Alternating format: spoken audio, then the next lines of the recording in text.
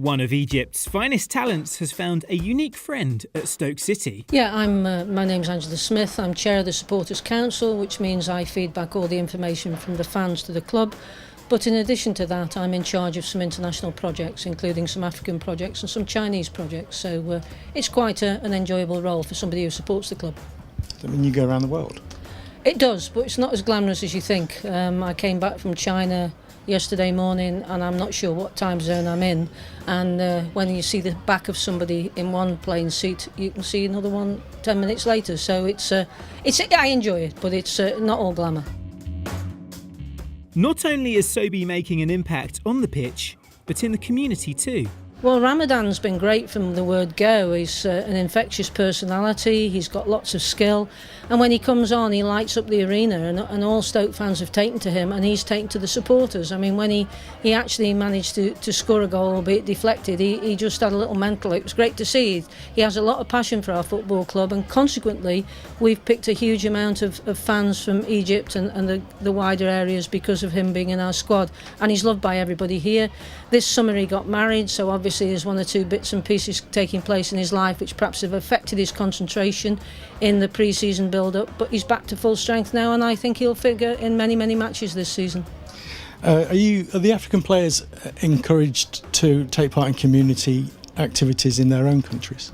Well, Ramadan, as you've mentioned, he actually mentioned to us that we should have some coaching schools in Egypt, and sorted them out for us and was instrumental in that happening. So yes, we encourage all our African players to get involved. Salif Diao used to do a lot for us when he was a player here, but Ramadan's the most prolific at this moment in time, and yes, all our African players do a lot in their local community and in the community here.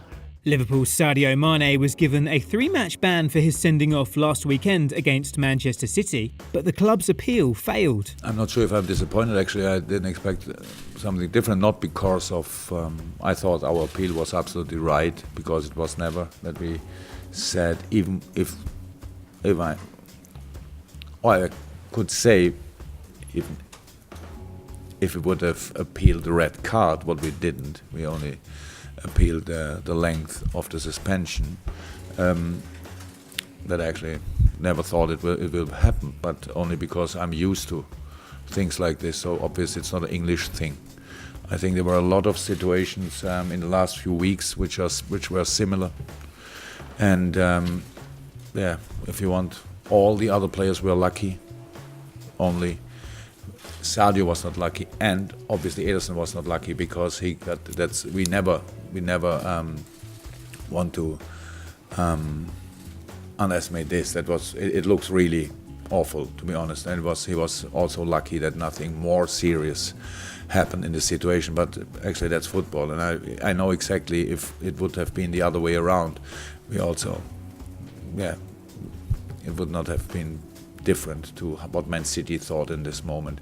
But it was unlucky, absolutely unlucky, and that's the most important thing for me to say, that there was never, not even a percentage of Sadio wanted to bring the goalkeeper in danger. He wanted to get the ball, and that's the most important thing, and for me it's important that he tries to do that for the next few games, or in all his games which he will play for us too, because that's very important. We cannot change this. It's a sport where things like this can happen. Nobody wants it. He couldn't expect that the goalkeeper is there. He didn't see him.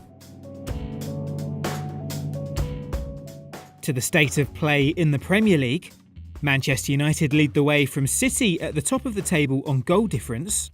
Chelsea's 3-match winning streak sees them up to third following an opening day loss at home to Burnley.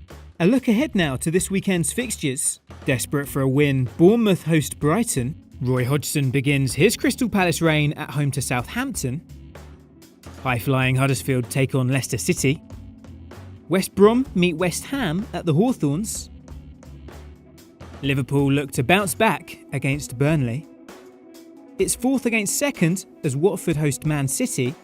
Newcastle can secure a third win in a row as they host Stoke City. Tottenham return to Wembley to face Swansea City. Arsenal face a potential Europa League hangover as they travel to Chelsea. And Wayne Rooney returns to Old Trafford as Man United take on Everton.